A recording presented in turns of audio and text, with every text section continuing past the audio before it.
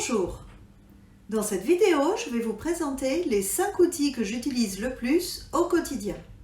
Si vous avez envie de les comparer aux outils que vous utilisez aussi ou que vous cherchez l'inspiration pour améliorer le fonctionnement de votre classe, alors cette vidéo est pour vous.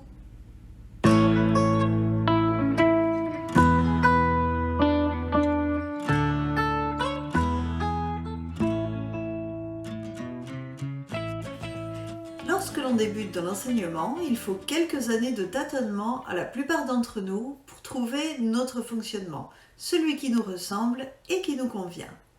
En ce qui me concerne, le fait d'avoir été titulaire de secteur pendant des années m'a beaucoup aidé. Pour ceux qui ne savent pas ce qu'est un titulaire de secteur, il s'agit d'un enseignant de complément. Il est affecté pour l'année scolaire à une ou plusieurs écoles et il complète soit le directeur ou la directrice, soit un enseignant à temps partiel. C'est assez sportif, mais cela permet d'observer et de tester de nombreux dispositifs et donc de découvrir un certain nombre d'outils ou d'astuces à tester ensuite dans sa classe.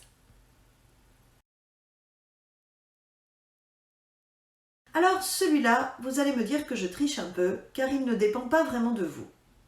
C'est mon combo PC portable VPI. Il a complètement changé ma manière de travailler. Il m'aide à maintenir mes élèves en activité et à soutenir leur attention tout au long de la journée. J'ai d'ailleurs fait une vidéo sur l'utilisation du VPI en classe que vous pourrez retrouver en cliquant sur le lien qui apparaît ici.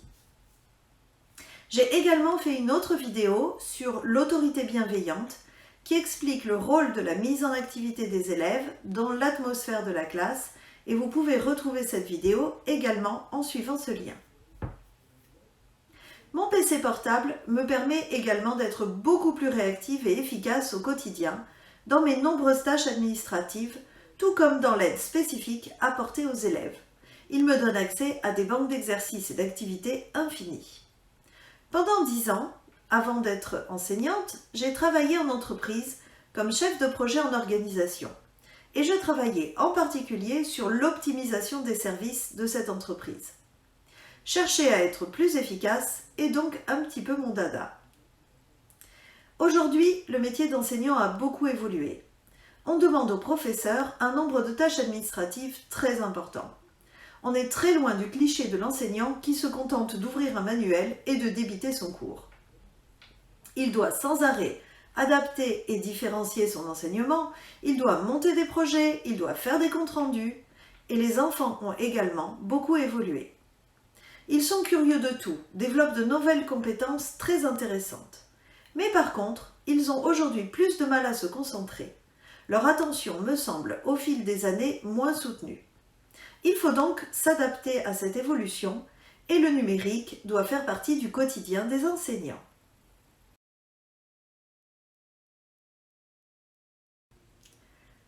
Mon second outil indispensable est beaucoup plus accessible. Il s'agit de mon minuteur. Il est accroché au tableau, visible par tous les élèves.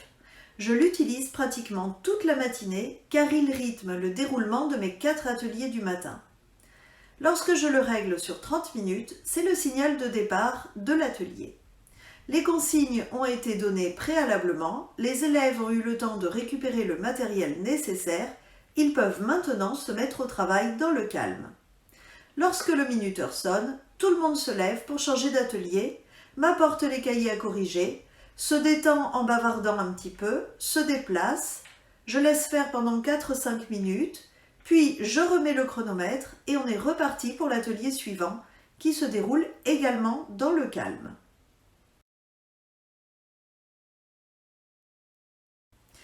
Mon troisième outil fétiche est mon cahier de correction. Il faut savoir que même si j'adore mon dispositif en plan de travail, il présente un gros inconvénient, les corrections tous les midis qui sont très lourdes. J'en parle d'ailleurs dans la vidéo dont le lien s'affiche ici. Ce qui m'a énormément aidé à être plus rapide et plus efficace dans mes corrections, c'est le fait de rassembler sur le même document les corrections des exercices de français et de maths de la manière la plus synthétique et compacte possible. J'ai fait pareil avec les évaluations. Ainsi, je ne perds pas de temps à réfléchir, à trouver la correction ou un calcul, ni à tourner les pages du guide du maître. C'est d'autant plus nécessaire que mes élèves avancent chacun à leur rythme et qu'ils ne sont donc pas tous au même plan de travail ni aux mêmes exercices.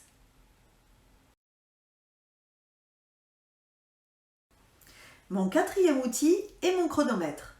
En classe, il me sert à obtenir facilement et rapidement le silence sans avoir à crier, me fâcher ou menacer.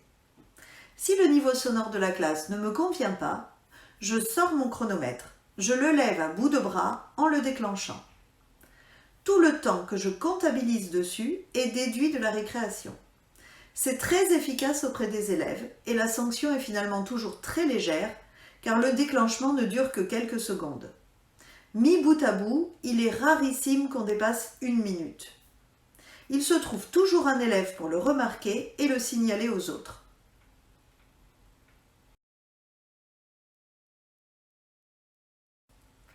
Mon cinquième outil est ma clochette, posée sur le bureau en permanence. L'après-midi, nous fonctionnons de manière traditionnelle avec des cours magistraux. Comme les élèves sont moins autonomes et moins actifs, ou alors qu'ils travaillent en groupe, ils sont susceptibles de faire plus de bruit.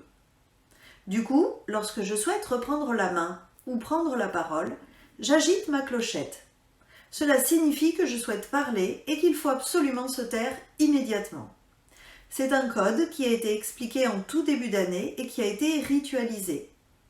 Je trouve que crier pour avoir le silence nous décrédibilise complètement. Je préfère donc ce genre d'action plus calme et plus posée. Le tout est de ne pas en abuser et de ne pas passer sa journée à agiter sa clochette, car sinon c'est un outil qui ne fonctionnera plus. Et voilà pour mes 5 outils préférés. Dites-moi en commentaire si, vous aussi, vous avez des outils que vous utilisez quotidiennement et dont vous ne pourriez pas vous passer.